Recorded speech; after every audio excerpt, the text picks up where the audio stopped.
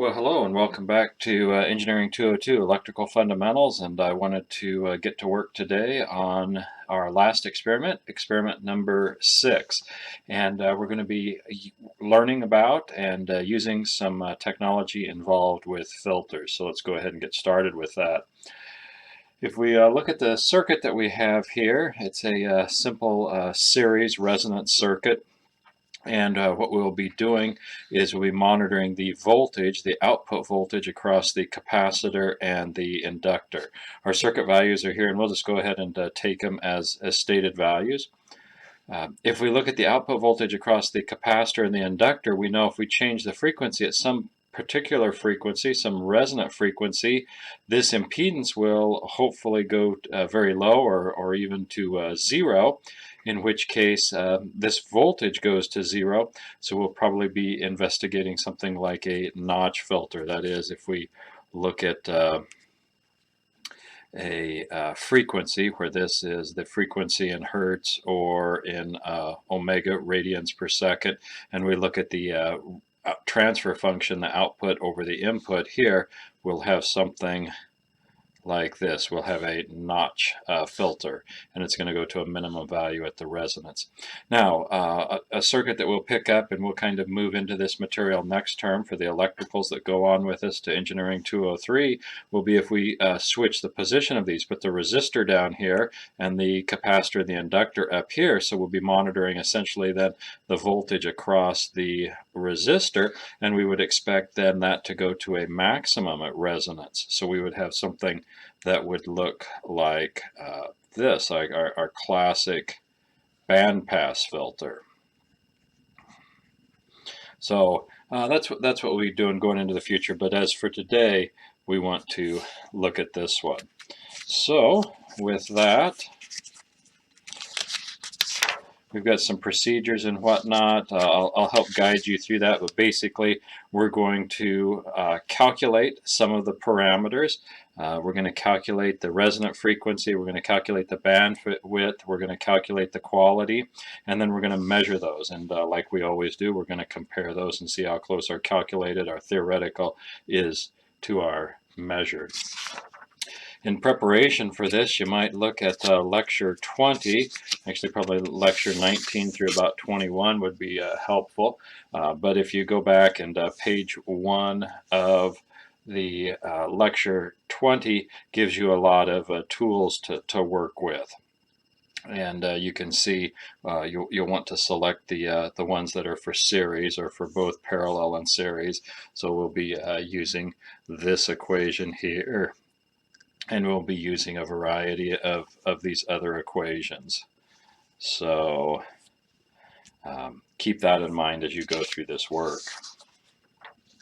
So getting into our calcs, these, if we were meeting face-to-face in lab, these would be things that you would be expected to do prior to coming to lab. So from our lecture 20, we know that omega naught is equal to 1 over the square root of LC. Remember that you want to put your inductor value in base units. So if it's given in millihenries, make sure that you use 10 to the minus 3. Of course, capacitor is almost always given in some quantity in exponential terms, so make sure that you use that. The other thing that sometimes students get hung up on, and we use both the quantities, and I've already alluded to that, whether we have our frequency in hertz. So if we talk about hertz here, our measuring equipment is calibrated in hertz, and then our calculations are often done in radians per second. So we need to be careful of that. A lot of times students are frustrated. They're not getting the right answer. They're off by a factor of about 6, and well, lo and behold, there's your factor of about 6. So be careful with that. Quality, that's what we'll use for the quality. Now, pretty straightforward. Take our resonant frequency that you got up here, use the inductor value, and then the resistance. This is going to be your total. So you may have to think about adding the resistance of the inductor in there, which can be fairly significant, and we'll bump into that later on in the laboratory. And finally, our bandwidth is in the ratio of omega naught over Q. We could plug then this term in for Q, do some algebra, and we get R over L. So that should work pretty well. So those would be the calculations that you would do, your theoretical, your ideal values, and then we can start getting into the business of measuring this circuit. So a few things here. We'll take the input, the voltage, whether it's 10 volts peak to peak, is not a big deal. We just don't want to exceed component values, which we wouldn't with this. But you know, whenever you turn a lab over to students, you want to try and kind of control that. The resistance, we'll go ahead and take that as 100 ohms. I think I checked it and it was 99.8 or something like that. So 100 should be fine for that. And we'll take the capacitor of the inductor as face value, 0.1 microfarad, so 0.1 times 10 to the minus 6, and 2.5 millihenries. 2.5 times 10 to the minus 3.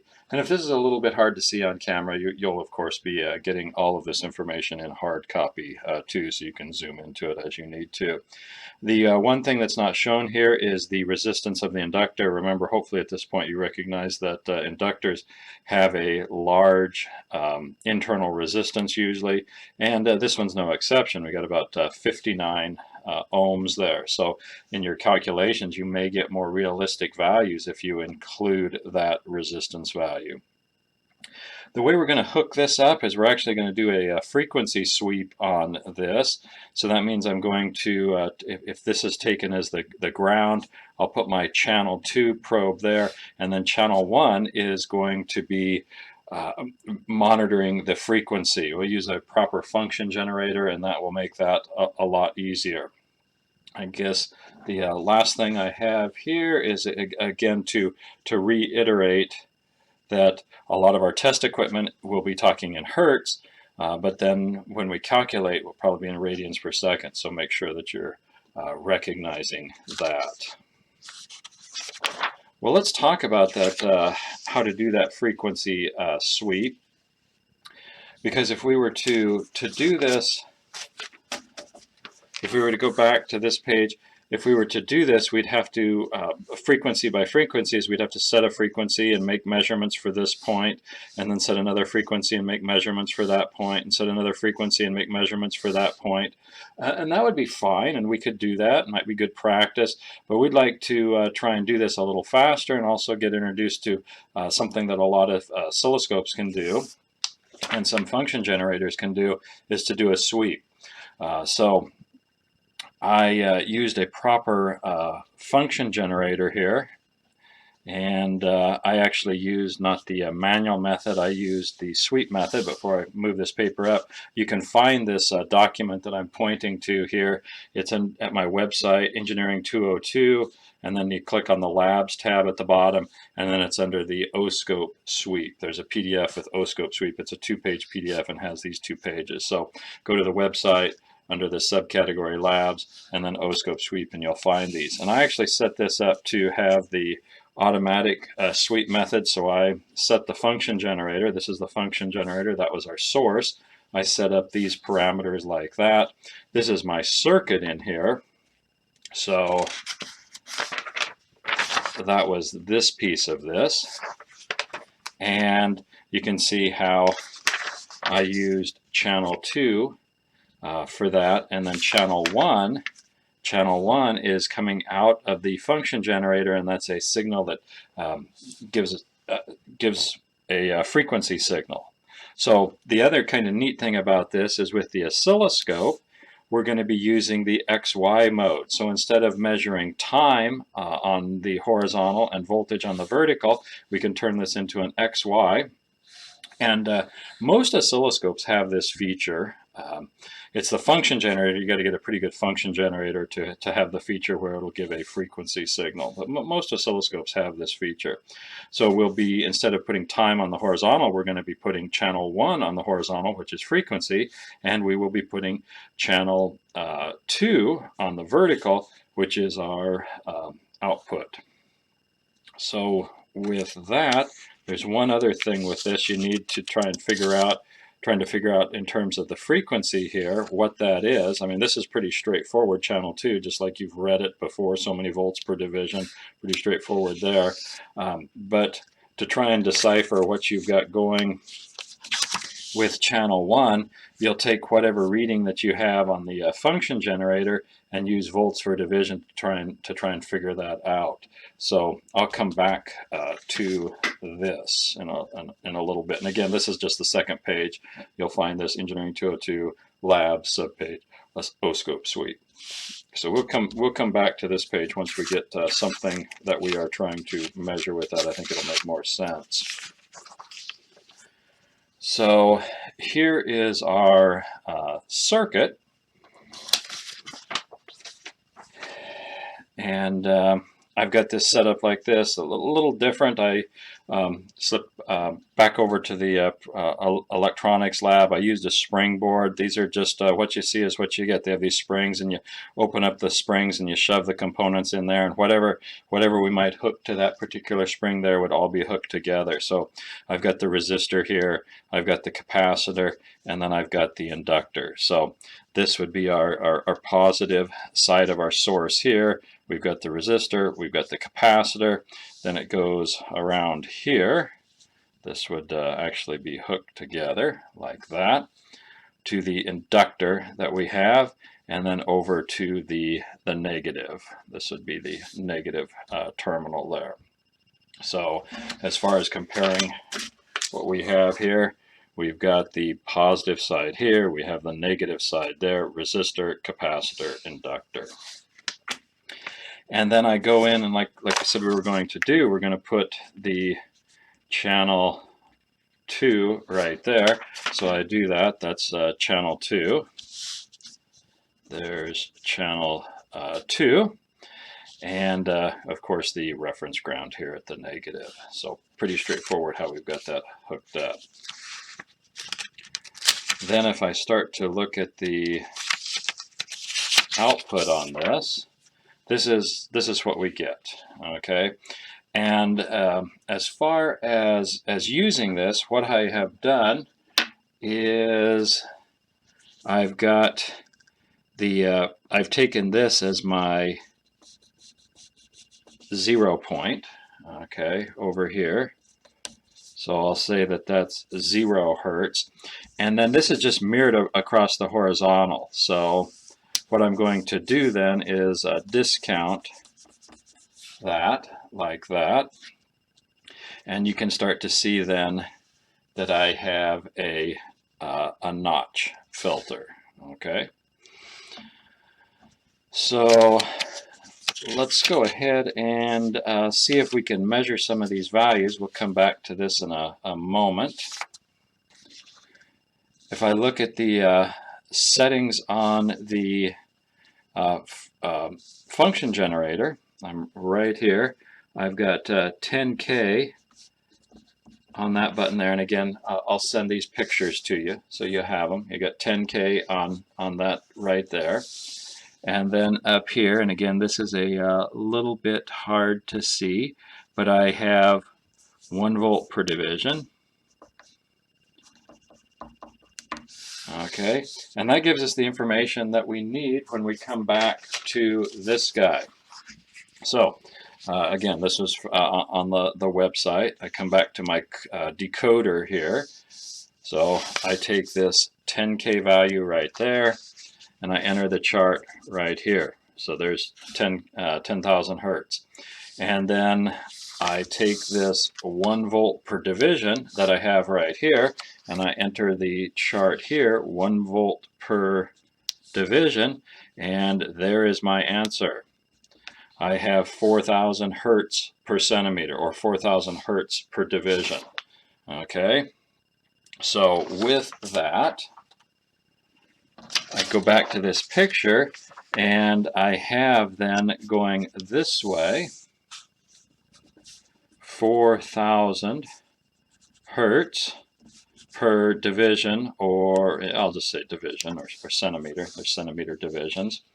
Okay, so if I look at that, this is a little bit hard to see, but if I've taken my 0 right there, I have 1 division, I have 2 divisions, I have about 2.5 divisions. So what am I going to do? I'm going to say 2.5 times 4,000 gives me what? 10,000 hertz. And I'm really going very quickly off of this. I'll send the pictures to you and you can spend more time looking at that. But basically, I have 1 division, 2 division, about 2.5 divisions, and you can argue about that half exactly what that is, but it should be pretty close. So there is 10,000 hertz, and that should be pretty close to my resonant frequency. Okay, we wouldn't call that omega f, we'd call that omega naught. It would be f sub naught because it's in hertz, right?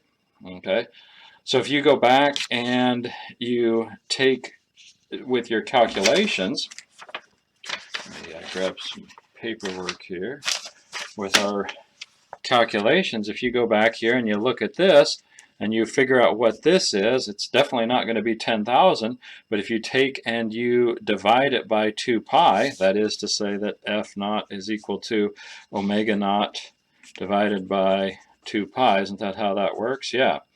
You divide this by 2 pi, you should come up with something somewhere in the ballpark of 10,000. So hopefully it's starting to fit together. Well, the other thing that we need to do, let's set this aside here, is we need to start to measure some other values. We're going to need the off of this, and I've just put this in schematic form to make it a little easier to look at, is the resonant frequency omega naught. I already talked about that one. Change colors on you here. So we've got that one. Okay, we got it in hertz. You could convert it to omega, so no problem there.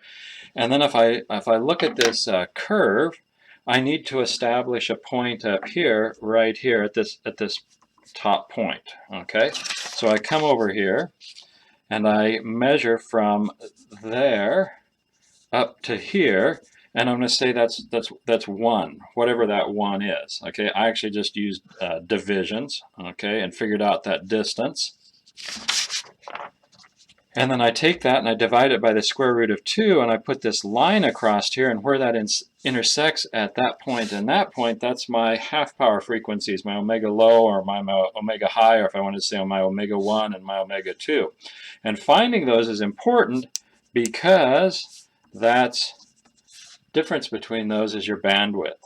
Now, anytime we start measuring 2 different directions on the oscilloscope, we start to introduce some error. I mean, literally, these circles here, you could really say those are kind of your error circles. If this line were to go up or down a little bit, this one would go to the left and the right. So beta, we can begin to have quite a bit of error in that measurement. So if you're off by a little bit, that should be, you should still be okay. Don't give up hope. I think that's it for that. So like I said here on this picture, you're going to come in and you're going to find the distance between those 2 lines, the difference between those, divide it by the square root of 2, which is going to give you a line somewhere down there, and now you can say from there to there, that's omega 1 and omega 2. The difference is your bandwidth. Okay, and I just pop those in real quick for illustration purposes. Don't, if you end up in a little different spot because you've measured carefully, you're correct, and I've just quickly put those in. So then the last thing we need to do is we need to take our measurements, figure out and assess what we have. We measured omega naught directly. Well, I guess you probably measured f naught. So you take that and you multiply by 2 pi times f naught. That's equal to your omega naught, right? Okay, you saw that hopefully in your calculations. Yeah, omega naught is equal to 2 pi times f naught. So we've got that under control. We just found our omega 1 and omega 2. This would be the omega 1. This would be your omega 2 off of that. Okay, because you're reading frequency. Each one of these squares in this direction is what? 4,000 hertz per centimeter. So you can get omega 1 and omega 2. You're probably going to get them in hertz. You can convert them to radians per second. Find the difference. That's your bandwidth. So you got your bandwidth now. And now we have to do a little bit. We're not going to measure Q directly, but with resonant frequency and with bandwidth, we can calculate Q, calculate it from our measured data. So this would still be a measured quantity. If we use the expression, and this is where we need to remember lecture 20, bandwidth is equal to omega naught over Q, solve for Q, then we take omega naught over bandwidth. Well, we got omega naught, we got the bandwidth, so we can get Q, okay? So that gives you those. So we, early on, even before you came to lab, so to speak, you calculated omega naught, you calculated Q, and you calculated bandwidth. Now you have measured omega naught, you have measured bandwidth, and you've essentially measured Q, because that's two measured quantities here, so you've got that. So with that, we can head to the questions. So your question sheet, just like you always do.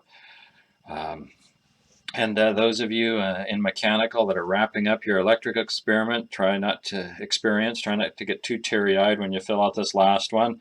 The electricals that are going to go on to next term, don't get too complacent with these, because we're going to change up the labs next term. Electrical 203 is you're going to be doing an executive summary. So I'm not going to be giving you a question sheet. You're going to be producing roughly a one-page executive summary, what you did, what you learned, and so forth. So as you start to get more advanced in your electrical work, we'll change things up a little bit. Should be fun. Speaking of Engineering 203, I think you should have got an email already that class has a prerequisite of Math 256, but if you're going to be taking Math 256 at the same time, that's not a problem at all, but you will need my override to get in the class. So if you're having trouble registering for that class because you're in 256 at the same time, make sure you send me an email with your K number, and I'll be happy to do that override for you. If you're not going to be in 256 and haven't taken 256, we probably need to talk real seriously about that. Send me an email and we can have that conversation. But just a note that for the electricals, Engineering 203 next term has a prerequisite of Math 256. So if it's not letting you in the class, that's what's going on. Most of you will probably be taking Math 256 at the same time.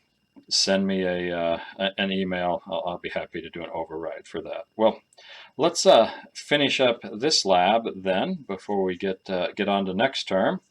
And it says to show an amplitude, our transfer function here versus frequency for the circuit. Okay, well that's just this guy here, right? Okay, so you could sketch out, you probably just want to put the top portion in here. You could sketch that out, or if you cut and paste it from the pictures that I give you, that's fine too. If you choose to do that, make sure that you say what the source is. Anytime that you cut someone's picture and put it in for your own work, make sure that you say where you got that. And, students, I think, sometimes think that that I want to see my name and whatnot. No, that's not what this is about. It's just documenting where you got your information from. So if you use a portion of my picture here, make sure that you say source is from the given lab data for lab number 6 or something like that. So that should hopefully be straightforward. What are your calculated values of resonant frequency, bandwidth, and quality? You did those. We did those little while ago. Those are your calculated pieces right there. So show that work, show those calculations. What are your measured values of the same thing? Okay, I think we have that right here. We've got the measured values. We went through that. There's the measured values. And finally, are they the same? Okay, and you'll be able to look at those and say, they're probably not going to be exactly the same to 3 decimal places. We're not in math class. Things don't work out like that. But are they enough the same that we can say they're the same? So that's going to be up to you to figure out that and justify your answer. So that's your question sheet. You got a week to turn that in. Like I said, this is the last lab. What will we be doing next week? Next week is actually makeup week, which is probably not that useful for our distance learning, but when we were doing things face to face, people would miss labs and then we'd need to come in and make those up. So I envision you this go around using next week to finish your homework and start to prepare for the final that's coming up, and I'll be getting you information on that soon. So with that, I will thank you for listening, and I'll catch up with you soon. Take care.